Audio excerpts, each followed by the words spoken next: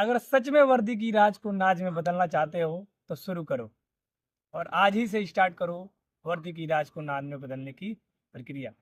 जी हाँ दोस्तों, आप सभी को पता होगा कि अभी हाल ही में उत्तर प्रदेश सरकार ने यूपी पुलिस भर्ती की लिखित परीक्षा के परिणाम घोषित कर दिए हैं 21 तारीख को।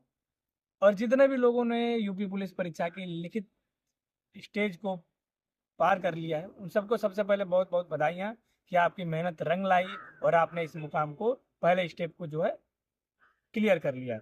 अब उनकी समस्या ये होगी कि आगे फिजिकल की तैयारी कैसे करें, फिजिकल में क्या क्या होता है, मेडिकल में क्या क्या चेकअप कराए जाते हैं, डीबीपीएसटी में क्या क्या होगा। तो आपकी जो सारी समस्याएं हैं उसको मैं लिख कर लाया हुआ हूँ, और ये किसी कहीं गूगल से या फिर कहीं सोशल मीडिया से मैं उठाकर नहीं लाया हूँ। डिपार्टमेंट में जितने भी मेरे कांटेक्ट में लोग हैं उन सभी से जानकारियाँ लेकर इकट्ठा हुआ हूँ, उनसे सारी जानकारी लेकर आपको बताने आया हूँ कि एग्जैक्ट में क्या क्या चीज़ें डीबीपीएसटी में कराई जाती हैं।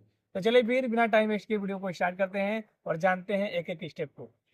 तो जितने भी लोग तैयारी कर रहे हैं तो उन सबको भी ये सारी चीज़ें अच्छे से पता भी होगी, लेकिन एग्जैक्ट वहाँ पर क्या क्या कराया जाता है ये उनको थोड़ा पता नहीं होगा, तो ये मैं बताने जा रहा हूँ।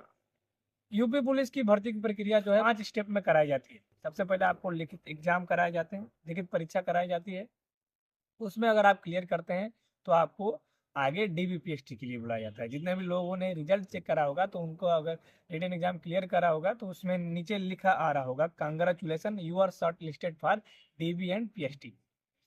अब डीबीपीएसटी में जाने के लिए दूसरा स्टेप क्या है, जब आप जाएंगे तो डीबीपीएसटी में सबसे पहली चीज़ आपको क्या कराई जाएगी, फिजिकल एफिशिएंसी टेस्ट। यानी कि आपको रनिंग कराना, वहाँ पर रनिंग कराया जाएगा आपकी फिजिकल एफिशिएंसी चेक करने के लिए। अब फिजिकल स्टैंडर्ड क्या है एफिशिएंसी चेक करने की, तो मेल कैंडिडेट को 4.8 किलोमीटर की रनिंग पूरे 25 मिनट में कंप्लीट करनी है, और वहीं फीमेल कैंडिडेट को 2.4 किलोमीटर की रनिंग 14 मिनट में कंप्लीट करनी है। अब कई लोगों को दौड़ में दिक्कत आ रही होगी कि दौड़ में कैसे क्या करें। अगर आपने अभी तक दौड़ स्टार्ट नहीं की है तो प्लीज़ आपसे रिक्वेस्ट है, अगर वर्दी आपको चाहिए तो आज से ही दौड़ को स्टार्ट करिए। और जिनका पहला दिन है वो ध्यान रखेंगे, छोटे छोटे कदमों के साथ आपको अपनी दौड़ स्टार्ट करनी है। दौड़ में क्या होता है कि लोग जोश जोश में जाते हैं और पहले दिन 5 किलोमीटर की रनिंग पूरी कर देते हैं, और अगले दिन आकर ये रोना रहता है कि सीन पेन हो रहा है, पैरों में बहुत दर्द है, चला भी नहीं जा रहा है, अगले दिन दौड़ नहीं पाऊंगा। तो दिक्कत आपको आएगी। आप 2 हफ्ते तक, मेरा कहा मानिए, 2 हफ्ते तक केवल आप 5 किलोमीटर की रनिंग पूरी करिए। आपको टाइम पे थोड़ा भी ध्यान नहीं दे रहा है। आपको लगभग 1.5 से 2 महीने दिए गए हैं, 2 हफ्ते तक आप 5 किलोमीटर की रनिंग पूरी करिए।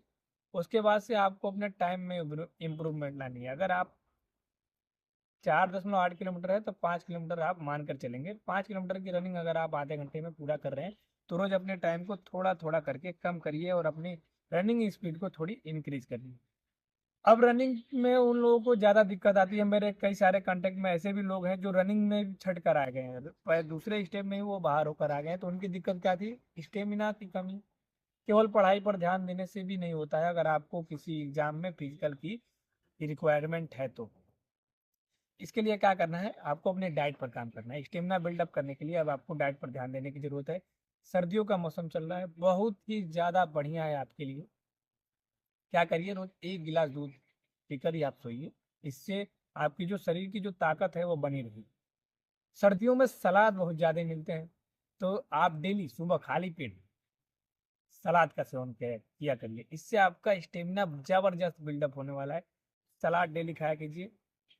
फास्ट फूड, जंक फूड इस टाइम थोड़े 2 महीने के लिए छोड़ दीजिए, ताकि आप अपने करियर पर थोड़ा सा फोकस कर पाएँ और आपका करियर बन जाए। बस 2 महीने की बात है, 2 महीने तो छोड़ दीजिए, उसके बाद वर्दी में आइए, जितना मन करे उतना खाइए। जंक फूड फास्ट फूड छोड़ देना है। घर का किचन का बना हुआ खाना खाइए, जबरदस्त स्टेमिना बिल्डअप होगा। थोड़े से योगाभ्यास करा कीजिए, वो अनुलोम विलोम, कपाल भाती, इससे इम्यूनिटी बहुत ही ज़्यादा इंक्रीज होती है। घंटों देर तक आदमी काम करने में सक्षम हो पाता है। ये रही दौड़ की बात। अगला जो है वह है physical measurement test. UP police भर्ती में केवल दो ही कारण होते हैं लोगों को बाहर होने के। पहला हाइट का इशू, और दूसरा होता है कलर विजन। आई से रिलेटेड कोई भी दिक्कत आएगी आपको बाहर कर दिया जाएगा। तो फिजिकल मेजरमेंट टेस्ट में आपकी हाइट चेकिंग होगी, इसमें मेल कैंडिडेट को 168 सेंटीमीटर की हाइट मांगी गई है, जिसमें जनरल, ओबीसी और एससी के लिए 168 सेंटीमीटर, वही एसटी के लिए 160 सेंटीमीटर रखी गई है। फीमेल कैंडिडेट की हाइट 152 सेंटीमीटर जनरल, ओबीसी और एससी के लिए है, और 147 सेंटीमीटर एसटी के लिए। अब दिक्कत, हाइट में दिक्कत किसको आती है? जिनका एग्जैक्ट बन रहा होता है। अगर आपका एग्जैक्ट 168 सेंटीमीटर या फिर 152 सेंटीमीटर बन रहा है तो आपको दिक्कत आ सकती है, क्योंकि उन लोगों ने बताया हुआ है, जो लोग सेलेक्टेड हैं उन्होंने बताया हुआ है कि जिनकी एग्जैक्ट हाइट होती है 168 सेंटीमीटर, वो इतनी तेजी में चेकअप करते हैं कि आपकी 1-2 सेंटीमीटर हाइट कम आ ही जाती है और वहीं पर आपको बाहर कर दिया जाता है। तो जिनकी एग्जैक्ट हाइट बढ़ रही हो तो थोड़ी भाई एक्सरसाइज करना और स्टार्ट कर दीजिए, थोड़ी स्ट्रेचिंग ज़्यादा किया करिए।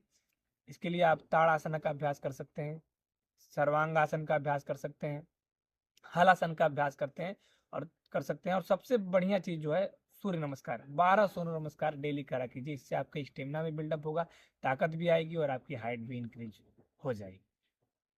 तो ये हो गया आपकी, ये मेल फीमेल दोनों के लिए मैं एक्सरसाइज बताया हूँ, डेली इसको फॉलो करिए, आपकी हाइट की समस्या दूर हो जाएगी। चौथी चीज डीवी है। डीवी में डॉक्यूमेंट वेरिफिकेशन होगा, जितने भी आप डॉक्यूमेंट ले गए रहोगे उसको चेक किया जाएगा। फर्जी जो लोग लेकर गए होंगे उनको बाहर कर दिया जाता है, जिनका एक्यूरेट सही है उनको वहाँ पर रखा जाता है। और पांचवी चीज जो आती है वो है मेडिकल टेस्ट। अब मेडिकल टेस्ट में बहुत से लोगों को मिथ बना हुआ है कि हड्डी टूटी हुई है बाहर कर देंगे, हाइड्रोसिल चेकअप होता है, ये चीज़ें हैं वो चीज़ें, थोड़ा भी मिथ नहीं रखना है। मैंने एग्जैक्ट डिपार्टमेंट के लोगों से, सिलेक्टेड लोगों से मैंने पूछा हुआ है क्या क्या चीज़ें मेडिकल में चेकअप होती है।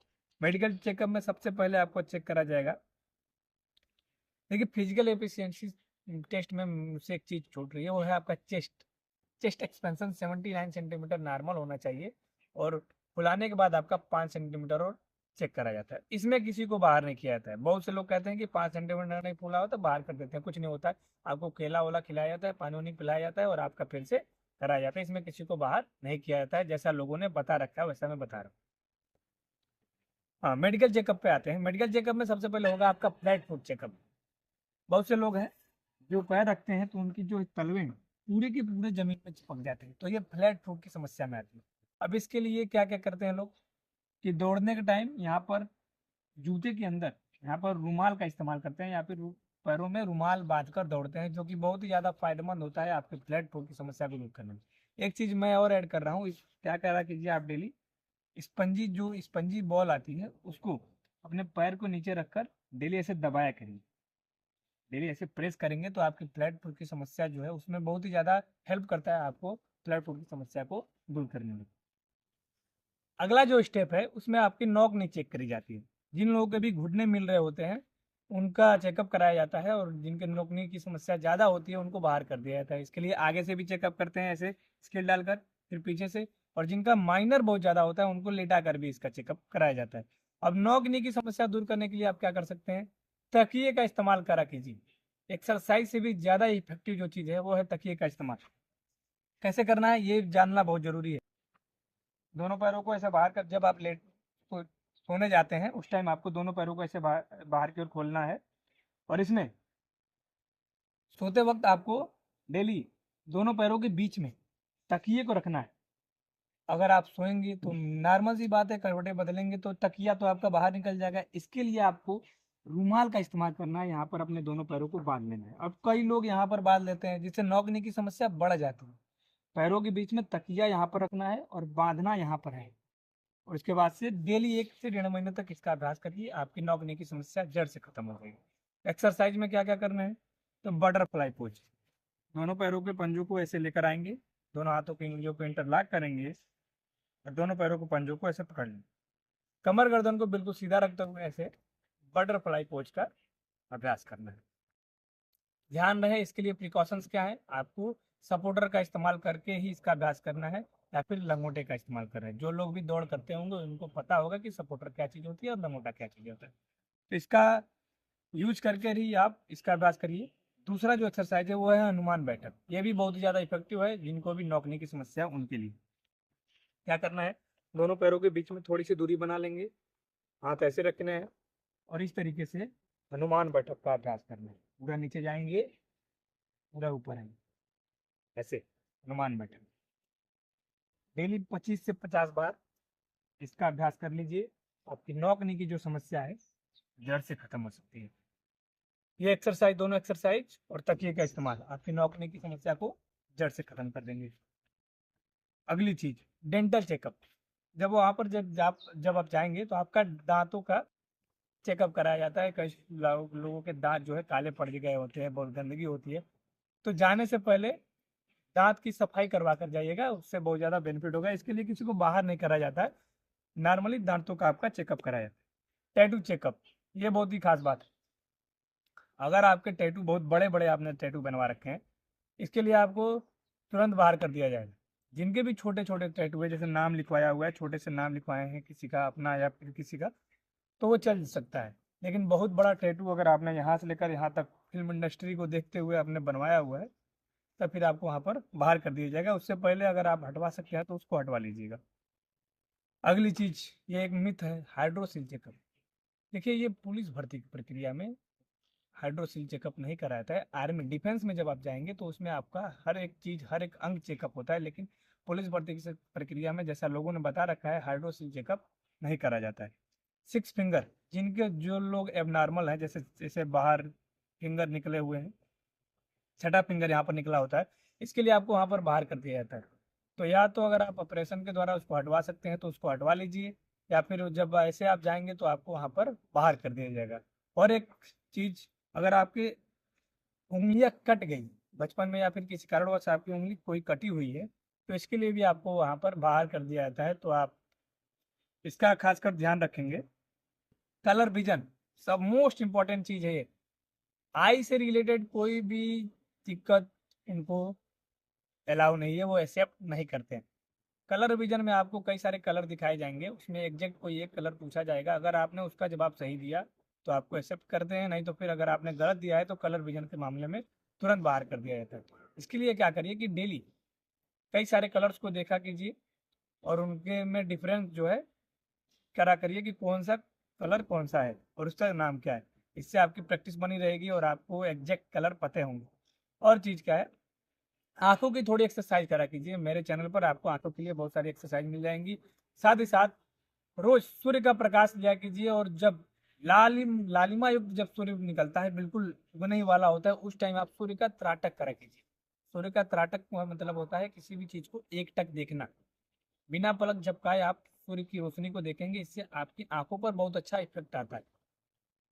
इस पर कई सारे शोध भी किए गए हैं कि सूर्य के प्रकाश के बॉडी में पड़ने से कई सारे विषाणु, कई सारे वायरस जो है वो तो मरते ही हैं। साथ में विटामिन डी तो हमको मिलता ही है, लेकिन आंखों के लिए बहुत ही वरदान का काम करता है।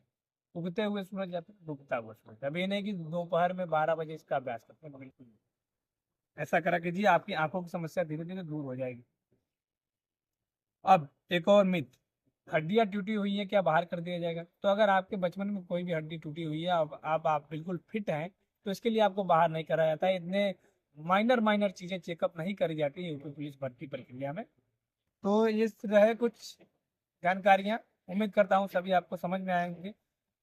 ध्यान देने वाली दो ही चीजें हैं, हाइट, एग्जैक्ट हाइट है तभी थोड़ी कोशिश करें कि थोड़ी सी हाइट कैसे भी बढ़ जाए, और कलर विजन, आई से रिलेटेड कोई भी प्रॉब्लम उनको एक्सेप्ट नहीं करनी होती।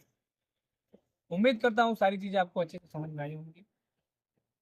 चैनल किसी जितने भी आपके भाई बंधु बहन रीडन एग्जाम क्लियर करे हुए हैं, उनके पास ये वीडियो जरूर शेयर कीजिएगा।